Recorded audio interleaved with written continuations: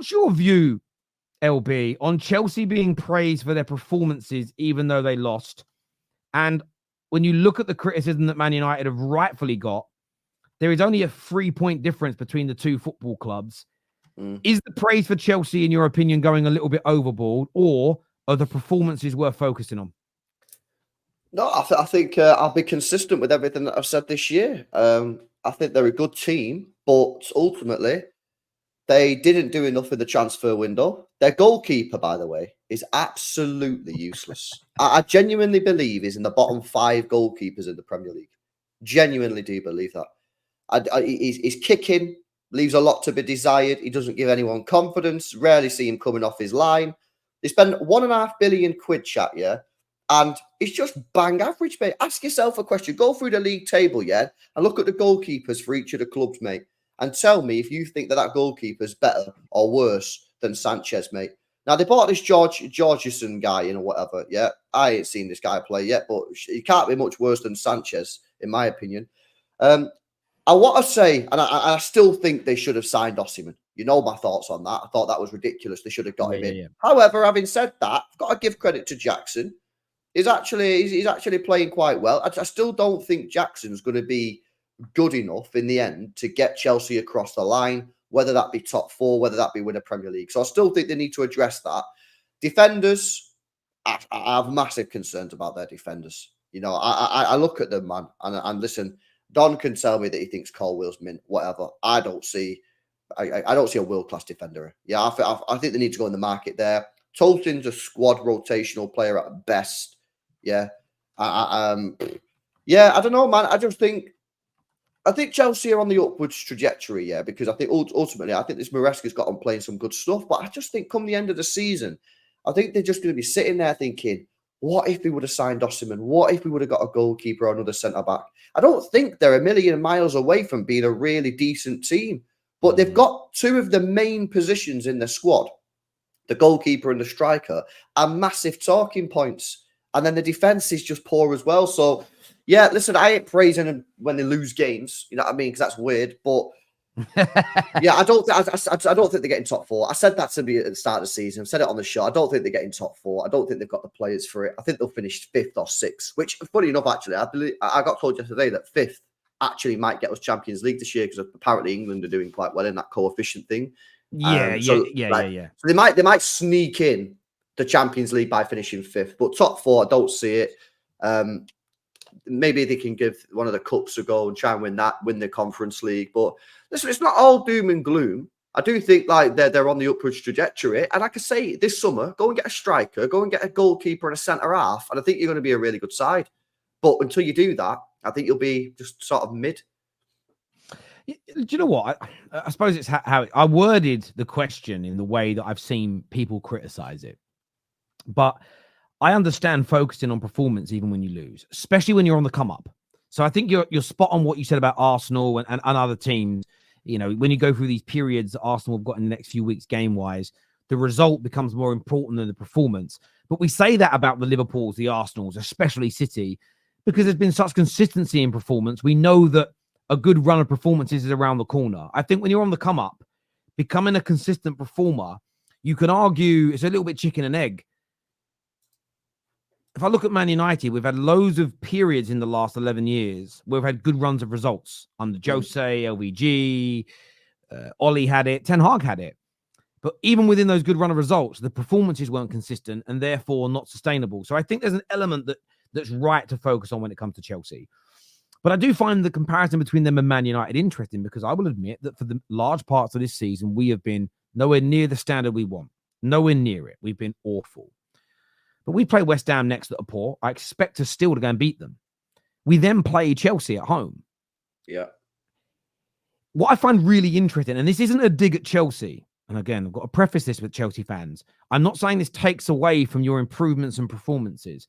I think what it proves, if Man United by game week 10 somehow are level on points or ahead of Chelsea, who are getting universal praise, I think it doesn't demonstrate anything derogatory towards Chelsea.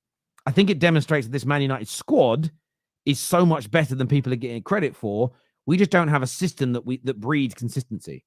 And I just feel that, because I've seen a lot of United fans talk about this online and say, well, Chelsea are getting praised for this and that, but they're only 3 points ahead of us. It's crazy. We've got one of the best defensive records. And I feel like there's a little bit here of two things can be right at the same time. When I watch Chelsea, I can see a team becoming more consistent and getting better results on a more frequent basis. With Man United, I see a team that when we play like we did against Brentford at the weekend, especially in the second half, I think, fucking hell, look how good we looked. We did it against Palace. We didn't score, but we played well. We did it in moments against Porto. We did brilliant away from home against Southampton. But then you'll have all those other games in between where we look like a completely different team. Where with Chelsea, I feel like they're becoming more uniformed. You kind of know what to expect from them. Mm-hmm. Individual players are letting them down, mistakes or not being good enough. And I feel like that's the difference. Man United's issue is more our system lets us down, in my personal opinion. But I kind of get Chelsea fans being excited with the direction that they're going in. But this is about improving the squad now. I think I actually agree with you on Osimhen. They should have bought him. But I think in January, getting a new goalkeeper is far more important than buying a striker. I genuinely think... I agree.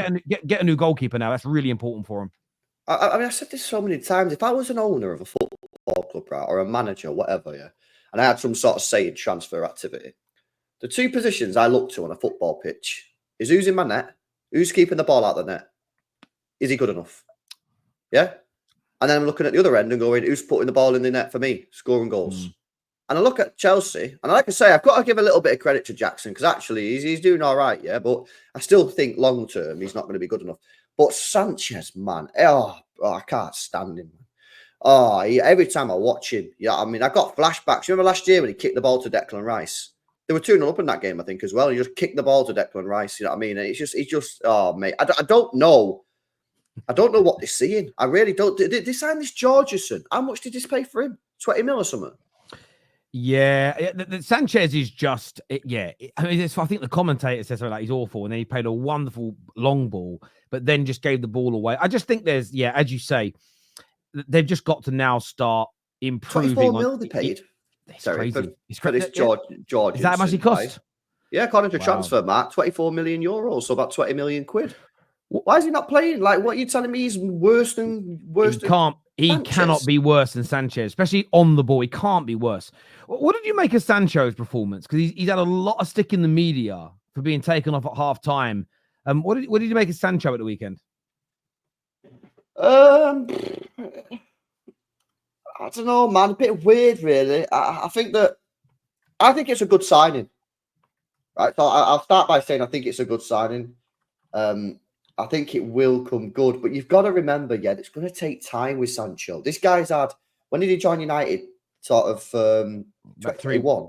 20. I want to say 20. I want to say the summer of 2020. I want to say that. I could be wrong. 2020, I think. I know he obviously went back on loan to Dortmund at one point, right? But basically, for 3 years, his career's been in turmoil. Yeah, he's not been playing consistently. He's not been playing well. So 2021. You were right. My apologies. 2021. So basically, since 2021, his career's been up and down. He's not really had any consistency. He's fallen out with the manager. Loads of stuff's gone on in his life. He's not been playing football. So it's going to take him time to get back into it, right? So I don't think that he's really shown enough so far at Chelsea for people to be raving. But I think if you give him time, and that is something that maybe Chelsea fans have not got right now because they're running out of patience because it's been so long since they've been decent. But if you give him time, I do think that he'll come good because I rate him. I think he's a top player. But he's not just going to sign for Chelsea after 3-4 years of not playing well and then just instantly turn it on. So, for me, I'd be patient with him. I know Chelsea fans are maybe running out of patience because they want to see success now after what's gone on in the last couple of years. But like I say, I understand why Chelsea fans are much more positive than United fans because fundamentally they are going in the right direction, in my opinion. Yeah, just a couple more signings. And I know that's mad after they spent 1.5 billion quid. It's ridiculous, but a couple more signings. And I do think they're actually going to be a team that can compete for the title. But those positions are so crucial that they're not going to get top 4, in my opinion. That it's that important. Listen, I think your claim holds water. I feel that they're going to be a team that keeps getting better and better and better this season. I really, really do. But that's going to come with some peaks and troughs. It really will. On the Sancho stuff, I just feel like he's being harshly treated after that Liverpool game. I know that statistically speaking, people are like, he He didn't create a chance, didn't have a shot on goal, didn't beat Trent once. But when you go back and watch those duels, they were really close. And the rhetoric would have been so different had he rightfully been given that penalty where his foot gets trodden on. Because the rhetoric would have been, oh, he had Trent scrambling so much that he won a penalty. The whole world would have looked at that performance differently if the right decision was given. And I'm just not a fan of the way some of the media outlets have jumped on him straight away. I just feel there's been times to criticize Sancho, there has. But ever since he fell out with Ten Hag, a lot of the things that have been said about him in the media, I've just found them so distasteful. I really have. And it's something about it bothers me. I'm not too sure exactly what it is, but it leaves a sour taste in my mouth. It really, really does. When you consider as well, and I'm not saying go in on him, I'm not saying write him off, I'm not saying like give him a public castration, but the lack of attention for one of the best players in the world at the moment, Cole Palmer, who did every bit as little, I find it interesting that Sancho is the focus of the media. They're not talking about Sanchez, the goalkeeper. They didn't focus on Levi Colwill that made the mistakes as an example. They didn't focus on Palmer, who is a better player. Straight on Jadon Sancho again. And I don't like the direct targeting of him only. You know, when he was at Man United, there's loads of games where I criticized him, but people can go back and watch the content. It wasn't just Sancho I had to go at. It was 3, 4, 5 players. This idea of, oh, Sancho was their issue. And the one good thing so far I've seen is I don't think Chelsea fans are falling for it. I don't think Chelsea fans are falling for this scapegoat kind of mentality in that way. Why is it close with Trent, who can't defend? I don't know what you mean. I mean, go back and watch those tussles between them again. Trent was winning them, there's no doubt. But it wasn't as though they weren't good battles. I was enjoying watching them. That's why I was surprised he came off. I thought that he's going to get past him at some point. He might not have done, but yeah, Trent did great. And I praise Trent for it, Maradon. You don't need to get upset because I'm saying the media are being horrible about Sancho. It's not really about you. Terry, question for you. In hindsight, would LVG be the only manager post-Fergie to become successful and start cooking under Ineos? Him or Jose, as long as the structure was built to get the best out of their football. So if he wanted to play football during and after any of their the stays at the club, they both would have been successful. But the problem is that when you go from an LVG to Jose, how the hell can you make those styles marinate and come together? That's literally like, I don't know, cream and vodka being mixed together. Vile. Tell, I think you have a soft spot for Sancho. It's not so much a soft spot because he really disappointed me with the way he was at Man United, and I heavily criticized him. I didn't like that he spoke about the club the way that he did.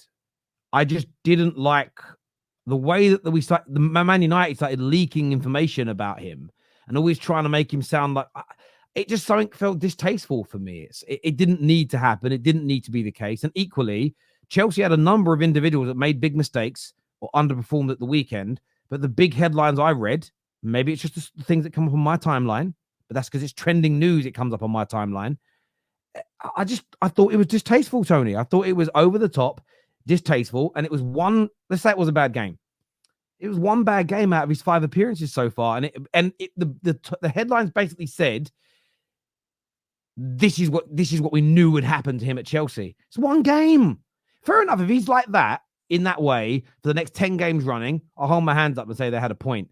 But I just think it's far too premature, in my opinion. Yeah, I agree. Jorgensen, concussion on international duty. He is better. We got concussion. But he hasn't been starting anyway in the league, though. So I know that he was out, but he hasn't been starting anyway, has he, though, LB? I don't think. He's played 4 games for Chelsea. And was that in the league or is that in the conference? He played 2 games in the UEFA Conference League qualifiers. He played 1 game in the Conference League for Ghent against Ghent, and then he played against Barrow.